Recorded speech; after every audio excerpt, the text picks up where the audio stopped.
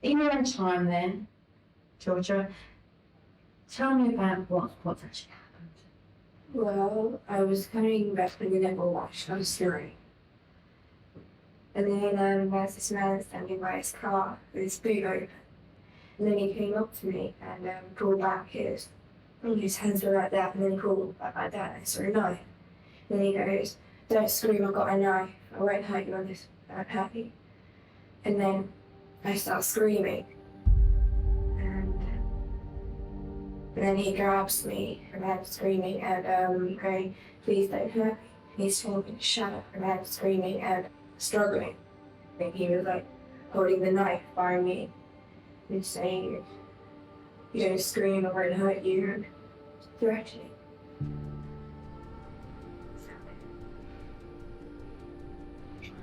Thank you for that. Are you okay to continue?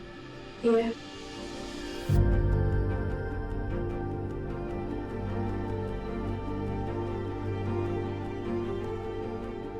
Hello there, I'm part of an investigation team in Hertfordshire who are re-investigating an offence which happened 20 years ago.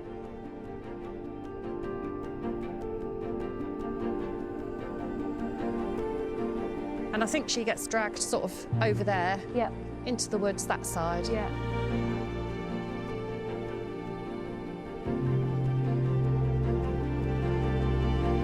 The statistics for rape are not the greatest, but because the DNA development has improved so much, the chances of us getting convictions are so much better than they ever were. You've buried it for so long. You've continued on with your life. But yeah, something like that just doesn't really go away.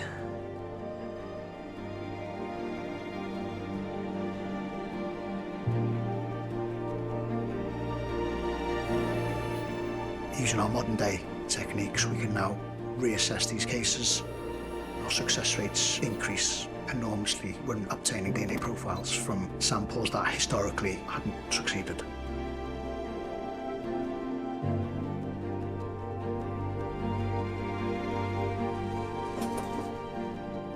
I'm going to be arresting you, okay, on suspicion of rape. So you have to say it again. If you let me explain, I'll explain it to you. 100% is not my semen. Well, unfortunately, we can't really argue with DNA, can we? It's a message to anybody who knows what they've done, that we will get them and we will catch them. We don't just stop because we can't find a lead. We will carry on. Every contact leaves a trace.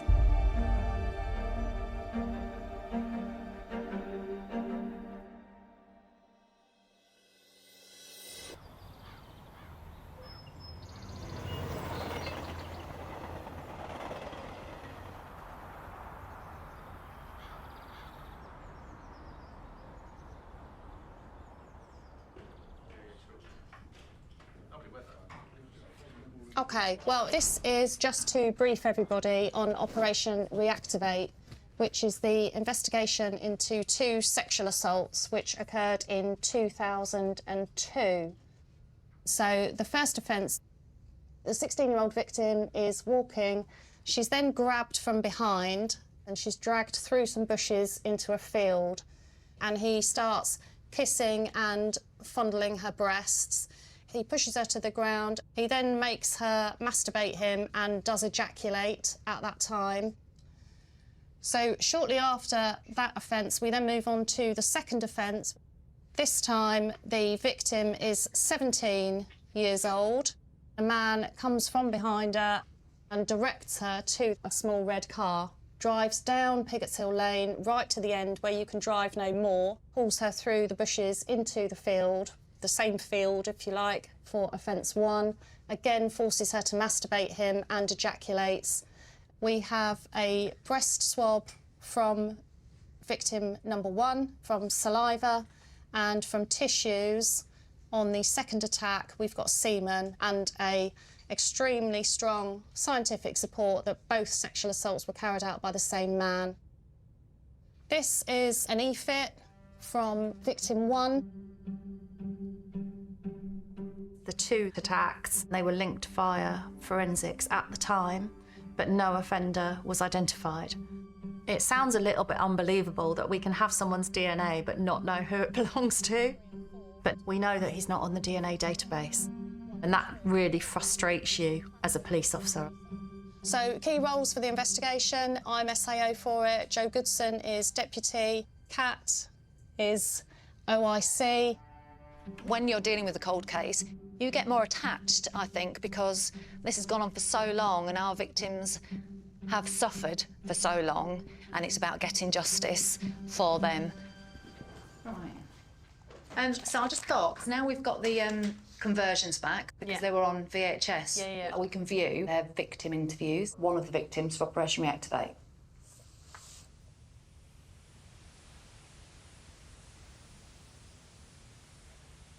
Literally just after he passed me, I felt a hand covering my mouth, and someone grabbed me and saying to be quiet like that, and pushed me. It's like a wooded area, and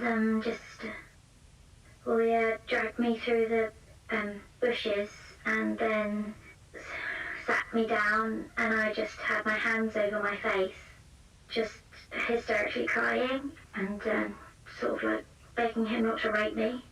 And he's like, shh, be quiet, I'm not going to hurt you, I just want to kiss and touch you. And he said that if I wasn't quiet, that he would rape me. So he started to stick his tongue into my mouth and trying to kiss me. And he then started to touch me and then kiss me and like licking. He was wearing a white, sort of tight, short sleeve top. He took that off, and then he took like his trousers off. And I don't know if he had any underwear underneath, because if he did, he took it all off at once because I didn't see. And I had my eyes shut because I just didn't want to know what was going on. He is just disgusting, isn't he? I can't believe that because it's broad daylight, isn't it? Yeah, the audacity, but fully naked. Fully naked. Yeah. Oh no, it makes you so angry, doesn't it? I know. He was like saying how little girls and I shouldn't know what to do. And I don't know, just saying things like that. What did she say? Little girls shouldn't know how to do things like this or something like that. Oh, you're so mean. Age isn't the question for him, is it, really? It's not like he... Well, he's calling her a little girl. Exactly, and we know from looking at her she looks like a little girl. Well, she doesn't look 17, does she? Like, I don't know, it felt as if he was blaming me for the things that he was doing to me. As if I'd, like, made him do it to me. He then, like, reached over to get tissues from his trouser pocket, gave them to me and told me to clean myself up. And he said it's easy for him to find out if I tell anyone, because it will be in the newspapers and he'll notice the fact that there's loads of police around. And that he knows where I live, and that if I was to tell the police, then he would come back and he would rape me next time. And so I said, I won't tell the police, I won't tell the police. And then he said, right, what's going to happen now is I'm going to leave. And I want you to leave 5 minutes after me, and I'll be waiting in the car up the road so I know how quickly he left. Didn't know so that he bit. got in the car. Well, he walked off. And I heard his car reverse back, turn around and go off. You didn't know the bit about where she was going? No, the threats that he made afterwards. Yeah, no, I didn't know anything about that. And about knowing if the police would be there, you'd know if the police were around. Yeah, because he's local. Local. Yeah. Because that's an incredibly dangerous person, isn't it? Who's capable of doing that. Like we've said, in broad daylight, with that amount of risk, you don't grow out of offending like that. No.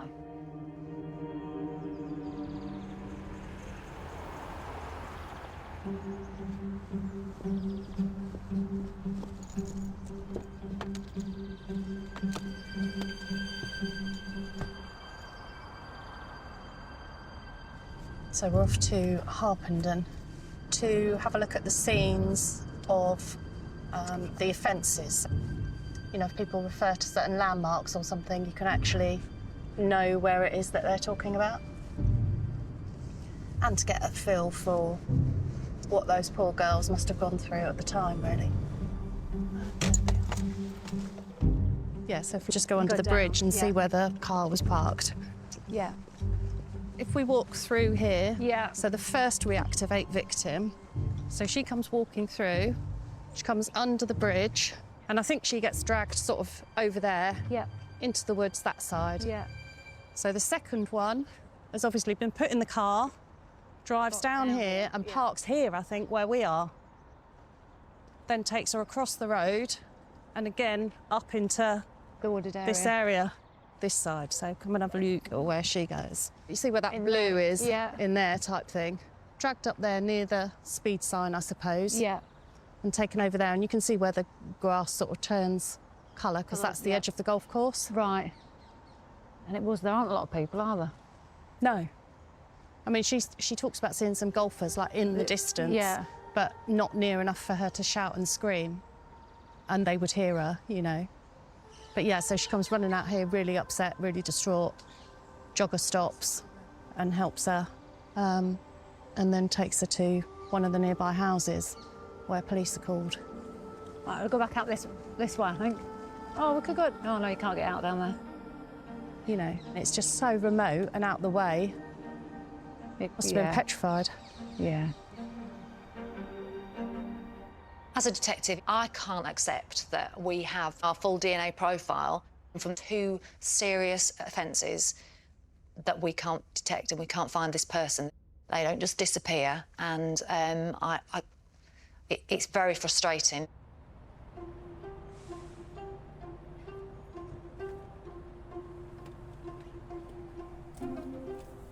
I'm Stephen Paddock. I'm a forensic scientist at Eurofins Forensic Services in Tamworth. Eurofins provides the forensic support for Bedfordshire, Cambridgeshire and Hertfordshire major crime units. So far, we've looked at several hundred unsolved rapes and serious sexual assaults. To be involved in a real-time investigation and push that investigation forward by a decision you've made is a really exciting thing to do. Being able to bring some closure to a victim is all the motivation I need, really.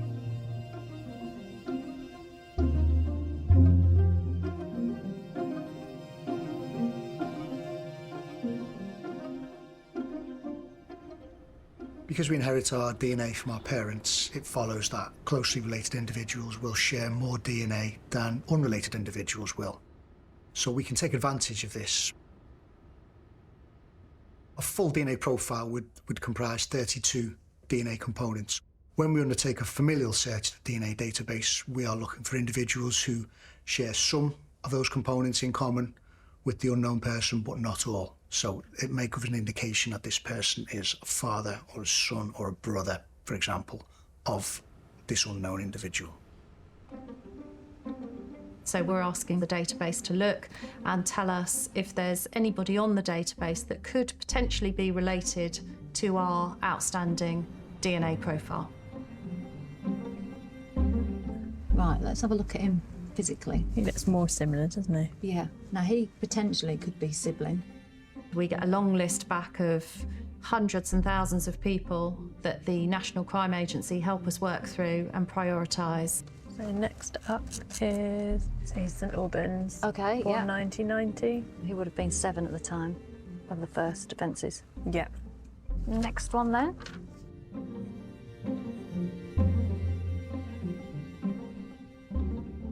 You want to pull up the E-fit. The E-fit, and we can just have a look.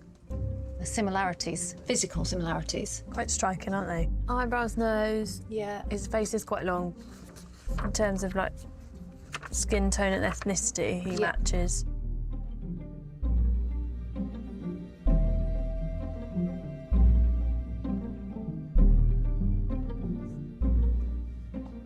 Hello there, it's Jo Goodson. I'm a police officer from the Hertfordshire Police. It's nothing to worry about. Please don't panic. Have you got a minute to speak? Sure, OK.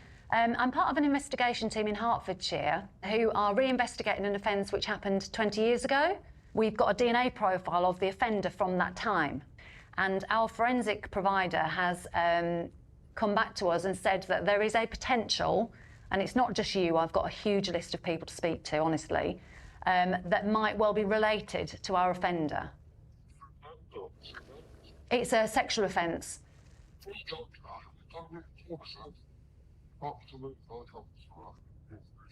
It's like I said to you, we're not calling you as an offender, we're calling you as potentially related to our offender and potentially not. That's the reason for the call. Yes, yes. As you can imagine, it's quite a sensitive subject to say, oh, by the way, you know, we're from the police, we think you might be related to a sex offender. It's not an easy conversation to have. And, you know, we've got no power to force people to give us DNA to eliminate them or show whether they're a relative or not of an offender. So we have to revert to negotiation and conversation and just see where that gets us. I know, and I got that from your initial reaction. So please, please try to put your mind at rest, because that's as clear as I can be about this situation, and I will be in touch in the next few days. Thank you. See ya. Bye-bye. Whoa. His first line was, "This is like something out of a movie."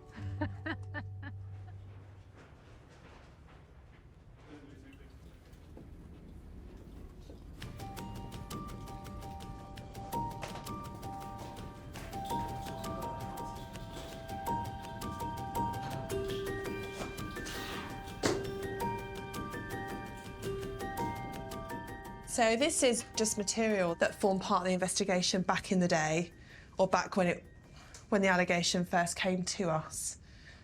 I got the details of the allegation that he made to the police, the date, the 10th of February 1983, at 10 o'clock in the evening. The victim was 16 years of age.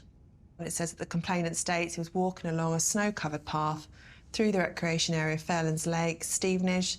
He was approached from behind by a male person, an arm placed round his neck, and he was told to drop your trousers, which he did. And that's signed by, it looks like the scenes of crime officer, in fact. That's the information we've got on the first sheet. The second one tells us what swabs were taken from the victims. We've got, so samples were taken by Dr. Adams. OK. Samples were taken in 1983, which wasn't common practice because the DNA database wasn't set up at that time.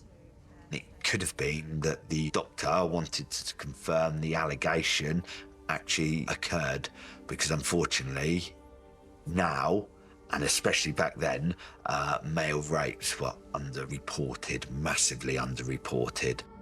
The presence of semen on the internal anal swab is consistent with an act of buggery having been performed on the victim.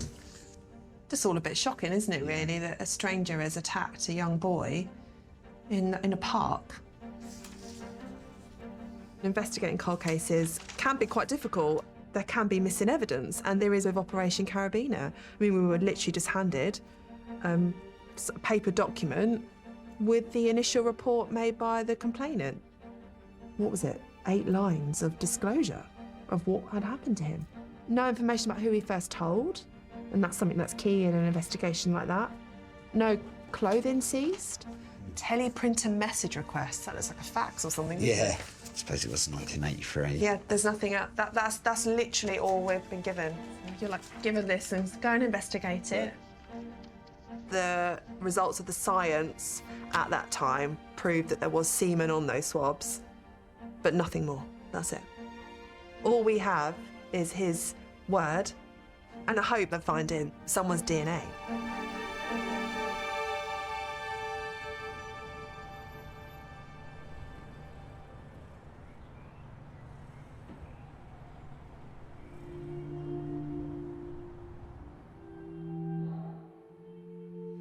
I am in there, if you can see it. I think I was about 18, 19. And that's me with a Nike t-shirt around about at the same time.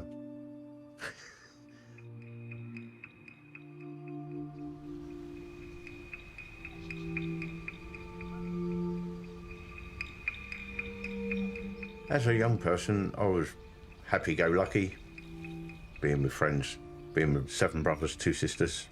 Yeah, it was lovely growing up. Enjoyed all sports, football especially. Had a great childhood. I had a girlfriend that lived the other side of the town. So where the event happened was my way home from hers.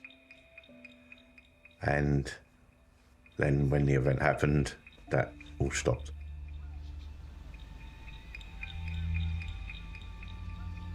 My priority was getting Andy's video interview done. It's called an ABE, stands for Achieving Best Evidence. So we're here today to talk about something that happened to you in the early 1980s. It protects the victim from giving their evidence at court. They can still be cross-examined at court, but they don't need to relive what happened. The interviewing officer captures that in their ABE, and that's played to the jury. I can tell you what I can remember, Yeah, but let's say, because it was 37 years ago. Yeah. That was the first time he'd ever spoken about what had happened to him properly since 1983. It's awful because it can go two ways, can't it? It can be really positive for him, or it can go the other way. Because his whole world has probably just fallen apart. He's quite happy in the evening, enjoying his TV, and we've knocked on the door. Yeah. I was actually walking home from Broadwater Crescent, walking through Felons Valley Park. Someone's come past me on a bike with a bike, asked me the time, carried on, and then all of a sudden come back and grabbed me from behind. Yeah. He made me, I had a belt on, made me take that off. He started touching me and everything. Then after that, he dropped his trousers, made me get to my knees, and forced me to do things. Well, I don't really like saying it. No.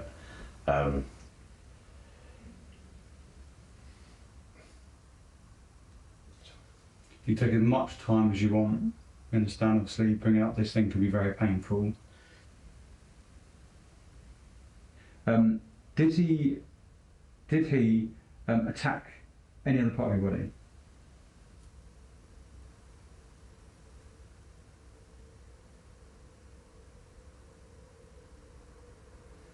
Yeah. There was. This is your interview, and I know how hard this is.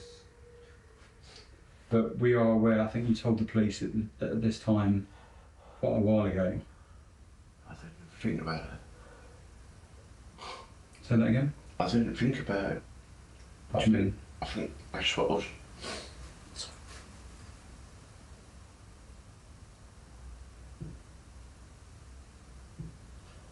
I think that's what I've been blocking out.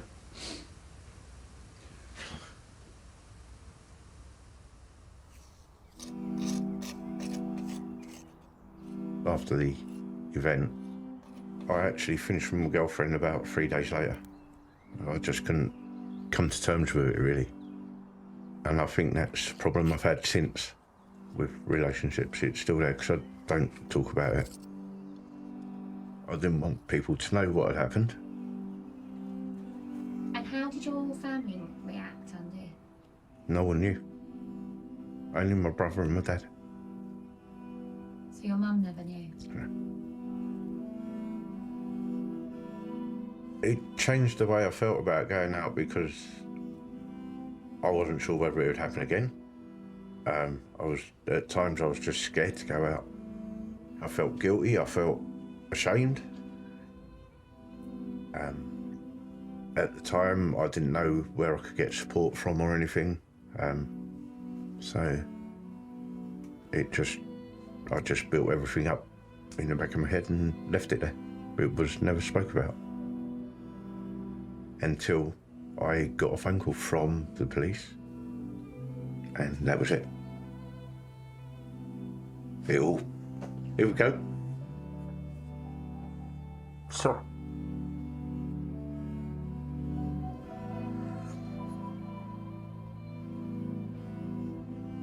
Dealing with the sexual offence cases, I find the most difficult. They can be the most difficult to prove. You know, they're so brave by even reporting what happened to them.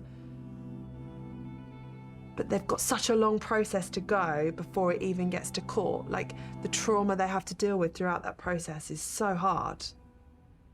But Andy's brilliant. Sorry.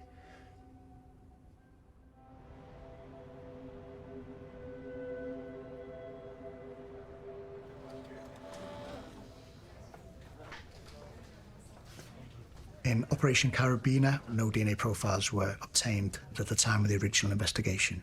But advances in forensics now allow us to reassess these cases, re-examine any material that remains, and hopefully obtain DNA profiles from any semen we do recover.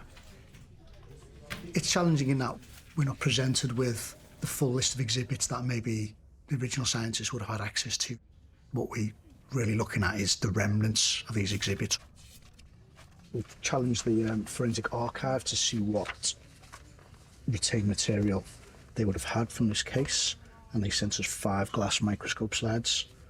A section of the biological material recovered from the anal swabs is mounted onto the microscope slide. It's then stained with a dye, and then it's sealed with some glue and a fragment of glass which sits on top of the staining. So that then becomes preserved, and that is retained. Well, it's been retained since 1983, so getting on for 40 years.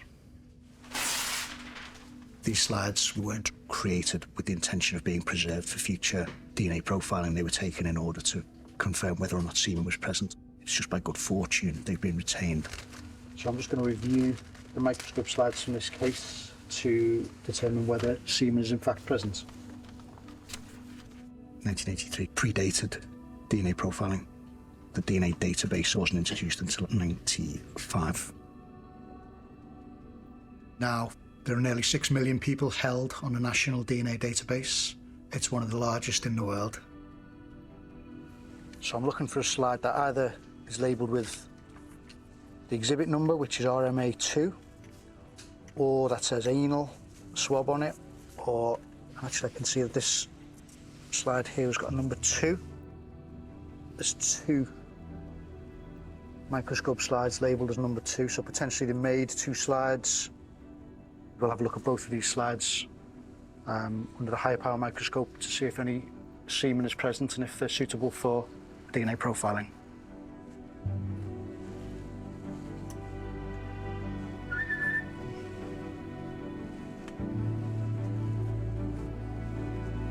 So the slide's actually quite sparse. So there's not a great deal of material presence on there. I can see some obvious cellular material, presumably from the victim himself. I'm still yet to find any sperm cells. Struggling to find any, if I'm honest. Slide 2. And there's one there. So what we can see in this field of view is multiple oval-shaped bodies, which are all sperm heads. You can see this one on the right, which is quite nicely egg-shaped. This middle one is a slightly different shape and slightly different staining as well. It's a little bit more square-shaped at the top. And then this one at the top of the screen is quite long and thin. So what I suggest is we're going to break open the glass on the microscope slide. We're going to need to digest the glue that's held the slide together. And hopefully we can recover the cells and the semen present on that slide. Separate the sperm cells from the other background cellular material, and we'll send both of those fractions separately for DNA profiling. And then hopefully we can obtain an unknown DNA profile from the semen, which we can then search against the national DNA database.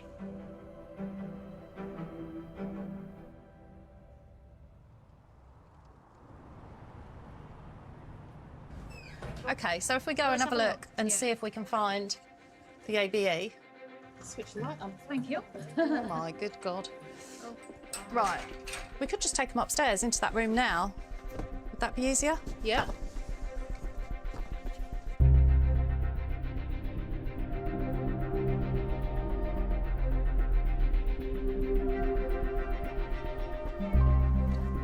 We are just going to go through the boxes that we got out of long-term storage, if you like, for op revision, and hopefully get out the original interview with the victim. Oh, these are victim photographs. They need to stay out as well. It's quite sad, really. Look at her. Bless her. Operation Revision is the investigation into a kidnap of a 12-year-old girl in Harpenden in 2004. The circumstances of all 3 of those offences are very similar. The locations of the attacks are opposite side of the road, effectively, and the wording used by the offender was very similar. Yeah, so that's a victim ABE. Oh, brilliant. Okay. The only difference between the 2 years of offences is that there is no DNA profile for the 2004 offence. And also, the victim managed to escape and she wasn't subjected to the serious assaults that the other 2 girls were subjected to in 2002. So as he came towards you, what happened? I kept walking, he was looking edgy and I'm not sure where the knife was at that point. But then yeah, kept on going and he came up to me really quite close. Then he says, and he pulls out the knife and goes, "Don't scream or I won't hurt you." And then I start screaming. And then he grabs me with his free arm hand and pulls me over to the other side of the room. I'm screaming and struggling, okay? "Please don't hurt me." He's telling me to shut up and everything like that. And then there's this ditch by there. And we take me down the ditch. He's like, we're over the ditch. I down the floor. And at the bottom I land on my back. Are you okay? Yeah, I'm fine. It's just, I don't know, the scariest bit of that was like, he was jogging, he was like holding the knife for me and saying, "You don't scream or I'll hurt you," threatening.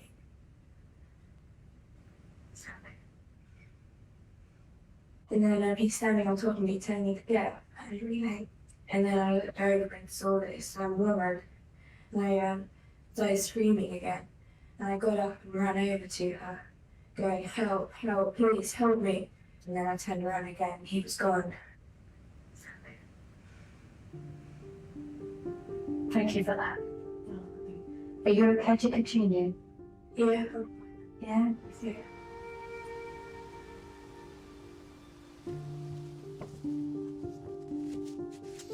These are the cards that my form group and teaching group made for me the day after the attack, and which is really cute.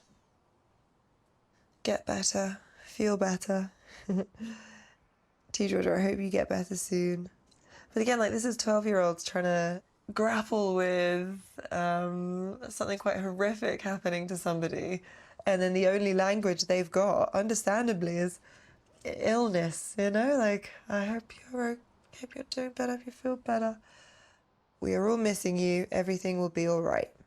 Oh. I got the call from my dad to say that the police had reopened the investigation and that they'd been round knocking at the door. And so then the next day I spoke to Joe, the detective, and it was all blown open again.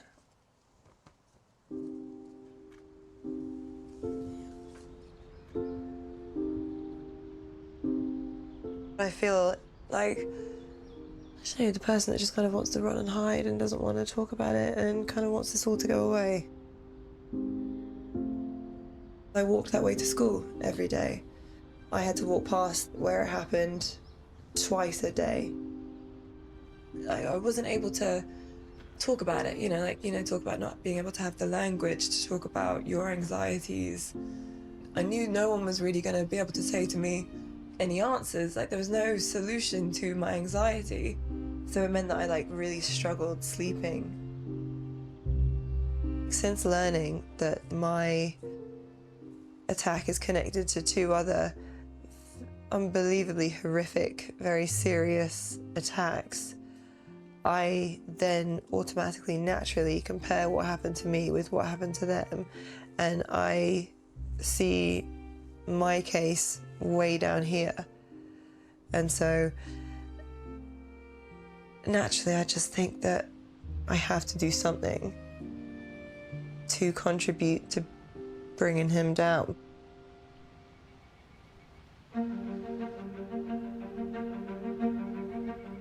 I'll just take you one sec just to familiarise you. Yeah, no worries. So if you're okay. Yeah, good morning. Here we go then, full reversal.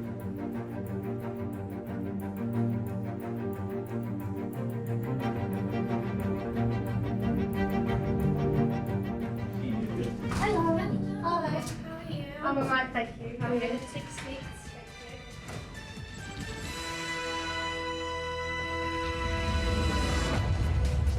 First this morning, 2 teenagers who were sexually assaulted over 20 years ago have lived all this time not knowing who their attacker was.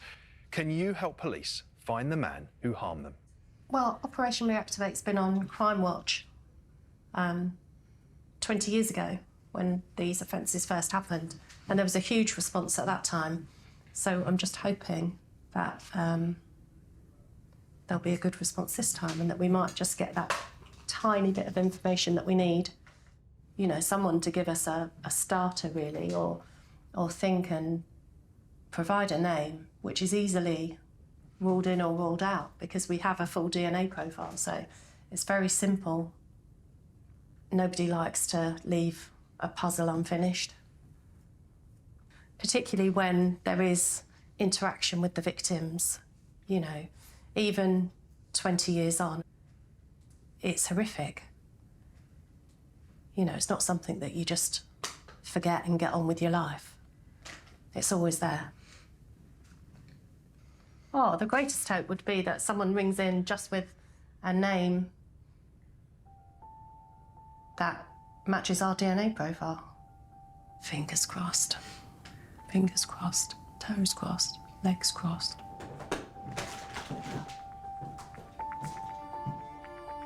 And I'm joined by DI Justine Jenkins from Hertfordshire Police, the senior investigating officer on this case. And these incidents are incredibly disturbing. The victims have lived half their life not knowing who's responsible.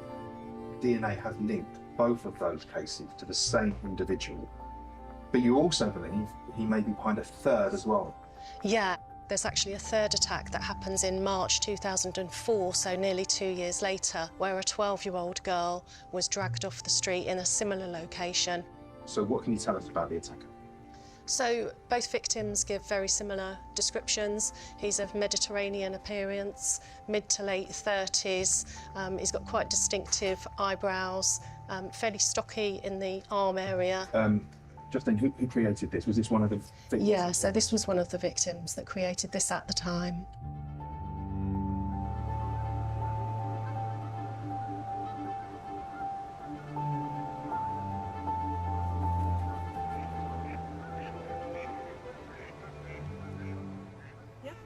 So it's Tuesday, the 3rd of May 2022.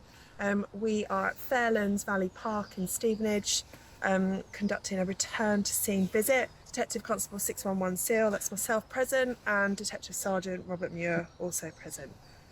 So we're just going to conduct the route that you took on the day of the incident, Andy. All right? I suggested that it might be beneficial if we go back to the scene with Andy to get an understanding of where it happened, because I understood, but to the jury, they may not understand.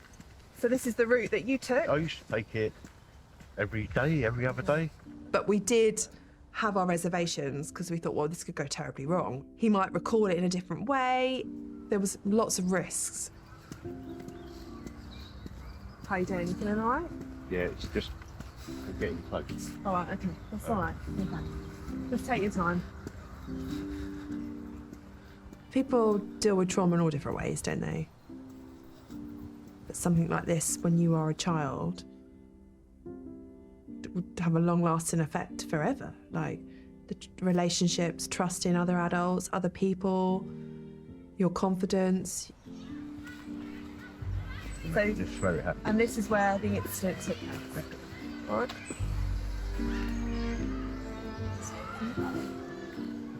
And he got upset, quite rightly so. Like, I understood that. And we took a few minutes or seconds, and he was able to carry on. But you could tell he struggled with that. Yeah. Which direction did you go afterwards? So back the way we've just come. Yeah. To build a case, I needed Mandy to tell us what happened, but be the same as what he told the officers back in 1983, and it was, which made him more credible. It just strengthens the case.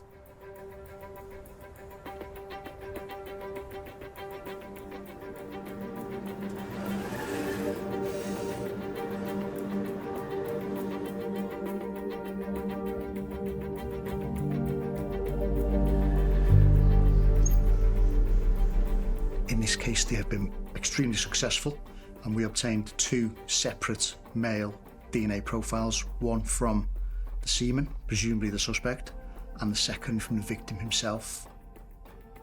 Once that was established, we loaded the DNA profile obtained from the seaman onto the National DNA Database. The major DNA profile, which was found on those slides, was submitted for a one-off speculative search on the database, and a single match was obtained to Paul Arthur King. We've got a suspect now. It was 1 billion times more likely if the semen originated from Paul King rather than from another person unrelated to him. It's 1 billion really strong, isn't in it? 1,000 million, so that's really high. So it's clear here that that is his semen, it's his DNA, and he's got to account for why his semen is on that swab of the victim.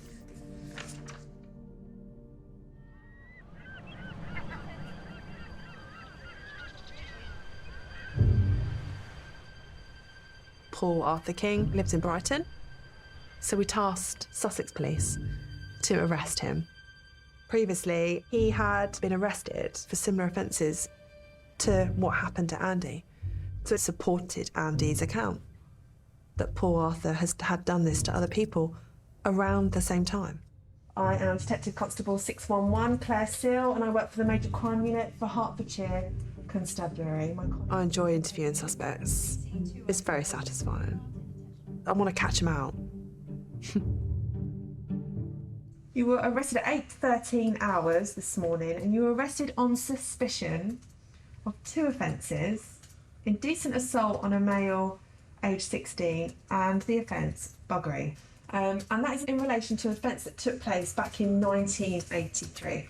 This incident happened about 10 o'clock at night. Fine. So Fairlands Valley, did you ever go there? When you were I've been through Fairlands Park before, yes, but during the daytime. Okay, not at night time. Not at night time. Okay. What was your sexual interest back then in 1983? The same as it is now. Men, women, what was? I've been gay since I was at school. Okay. So And how was being a gay man in Stevenage in the 80s? quite good, actually. Was it? Quite good. Especially with, I used to do what they call a lot of cottaging. Oh, yeah? Okay, so let's talk about the offence on the 10th of February then. He's suggesting that you've made him undo his belt and drop his trousers, which he's done so, and he's pulled his underwear to his ankles. Did you do that? Did you ask him to do that? No comment. He can't recall the specific wording, but it was something along those lines. He explains that he was shocked and he was scared. And while you've got a tight grip around him, you've lowered your hands and fondled his penis and testicles. Did you touch his testicles or penis? So he's then saying that the male's ejaculated, he put his penis away and disappeared. Did that happen? No comment. We spoke about some of your sexual interests and, cottaging, we spoke about that, etc. So in the park, would that be something you would do? Would you be open about having sex in a park? Like, would you have done that ever? Not in the park. Not in the park, okay. Now let's talk about the victim. So I'm going to ask you questions about him now. So his name is Andrew. Do you know anybody by that name? Have you ever met anybody by that name? We give the solicitor some disclosure before the interview starts about the allegation, but we did not reveal to the solicitor what the evidence was connecting him to the investigation, other than he's been forensically linked. There's been a big review of DNA from cold cases, and your semen has been found on an external anal swab that was taken from medical examination. Tell me about that. My semen. Your semen, yes. That'd be lucky if I can come. Okay. Because I can't come. Well, why is that an issue? Do you know anything about it, or have you been diagnosed with anything? No, I haven't been diagnosed with anything. It's just one of those things, I thought. I want you to explain the presence of your semen on this swab that's taken from Andrew. I can't. He's alleging these offences have taken place, and your semen has been found on those swabs. No. Would you remember something like that happening? Like, if you were to have sex in the park, would you remember an occasion where you had sex in the park? If I had sex in the park, then probably yes. If he'd have said, yeah, I met this lad, we had sex, that's why my semen's there. It'd have been a lot more trickier, I think. Because the jury have then got to believe the victim that they didn't give true consent. And he never said that in an interview. He never said he had sex with this guy in the park. He never accounted for his presence of his semen on those swabs. I'll end the interview now at 13:56.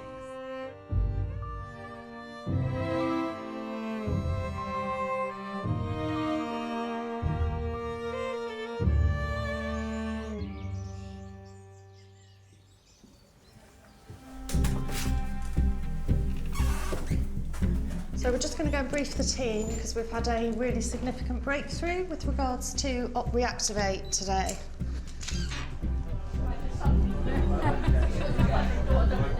Right, afternoon, everybody.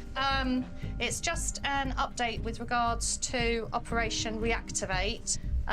We've had some intelligence yesterday, and as a result, we have declared a suspect by the name of Alec Housden, and we will be going to arrest Mr. Housden tomorrow morning, and his DNA will then be driven to Warrington for a direct comparison against our crime scenes.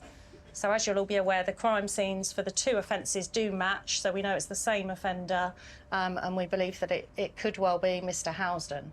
So that is the plan for tomorrow. I don't know who, Joe, if you just want to go through who you've got. Yeah, so tomorrow, about 6 o'clock in the morning, myself, Adam and Jin will go with a team of 5 OSG to do the arrests, and we will then take them to whichever Hertfordshire custody is available. Yeah. We will take the DNA and obviously get that on the road as soon as we can. The plan will be that he will remain in custody until such time as we get that DNA result. Hence why we're driving it up tomorrow to hopefully turn that around within our allowed custody time limits. Leanne, I know you've been doing a little bit of work around Mr. Housden. I know there's a few intel reports that have been reported that involve him. In 2017, he was arrested for an affray. He became quite angry and threatened people with knives. Okay. He's also road rage type incidents, quite abusive, spat at one female. So not a very nice man, by the sounds of it. We received some intelligence to say that this certain person was potentially the offender in our case. We obviously looked at him quite closely. It's the first time we'd ever heard this name, and everything fitted. Obviously, it goes without saying that it's all confidential at the moment until we go through that door tomorrow. Thanks ever so much, everyone, and we'll let you know how it goes.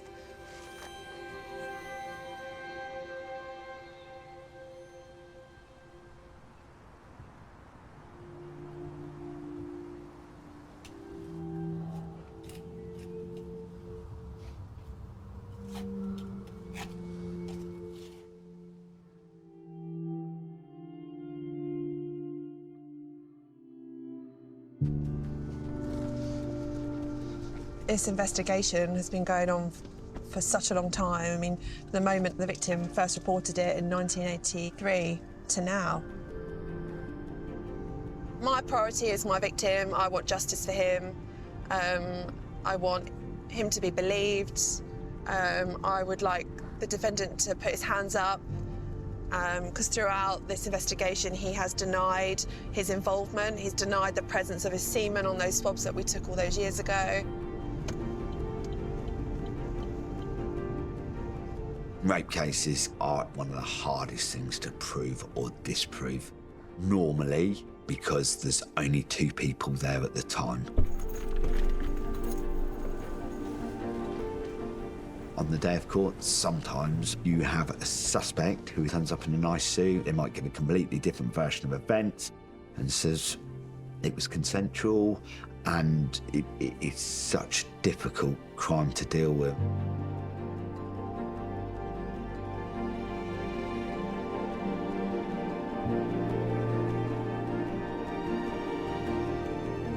The charges against Paul King are buggery, attempt buggery, and indecent assault. Now, the penetration of somebody's mouth with their penis, no matter if you're a man or a woman, is rape. Same with the penetration of an anus with a penis is rape.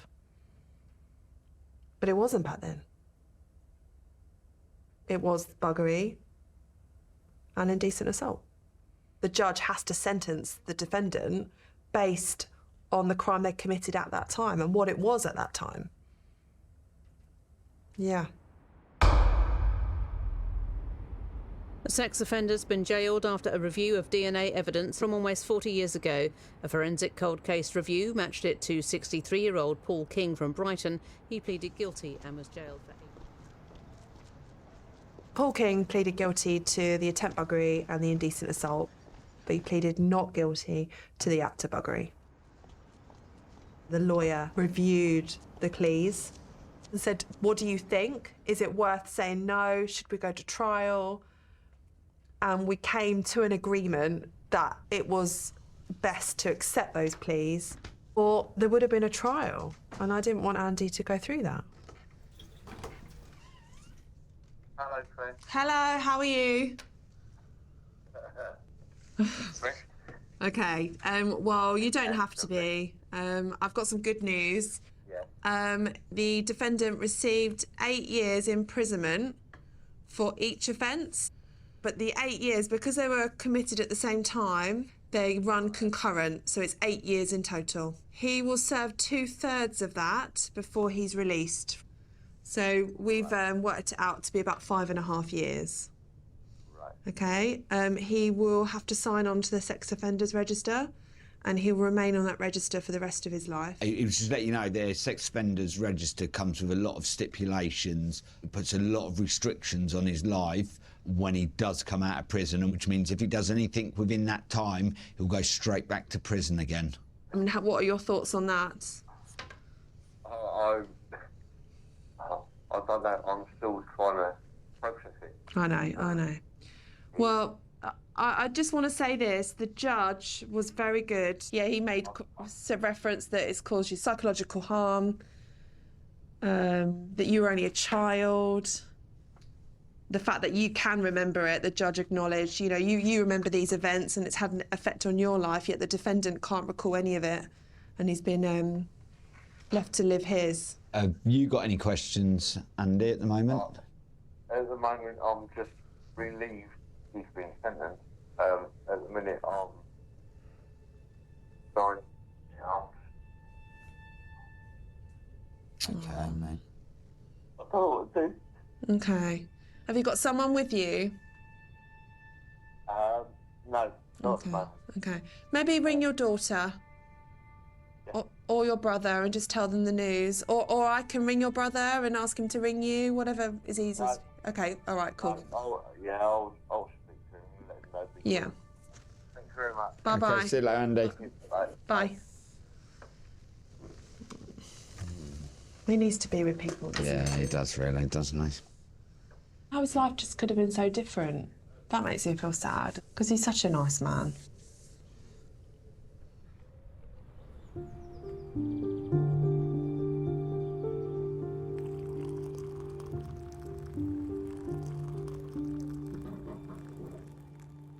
I don't know how to explain it, because it was so long ago that it happened. Why would I expect something to come of it? I never even thought that they would find anyone. I know I'm never going to get it out of my head completely, but I can control it when it does turn up. I'm in counselling. I've only done a couple of sessions at the minute. I've got a load to go through. And hopefully it will take me forward, and hopefully I say, at the end of it, there is light before me.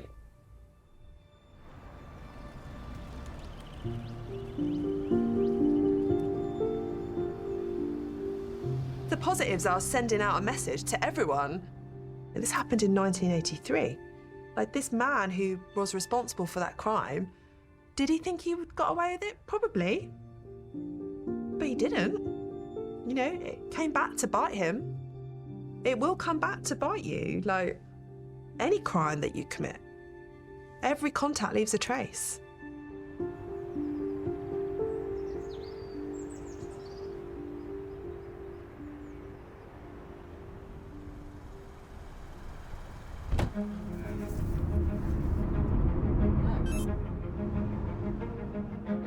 We are going to arrest Alec Housden.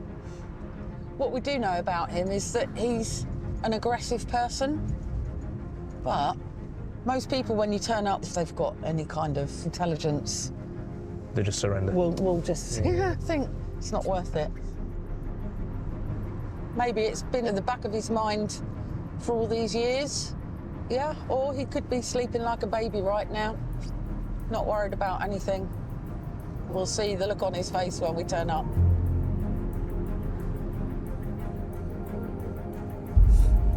Here it is. Down here? Yeah, first one on the right. Okay.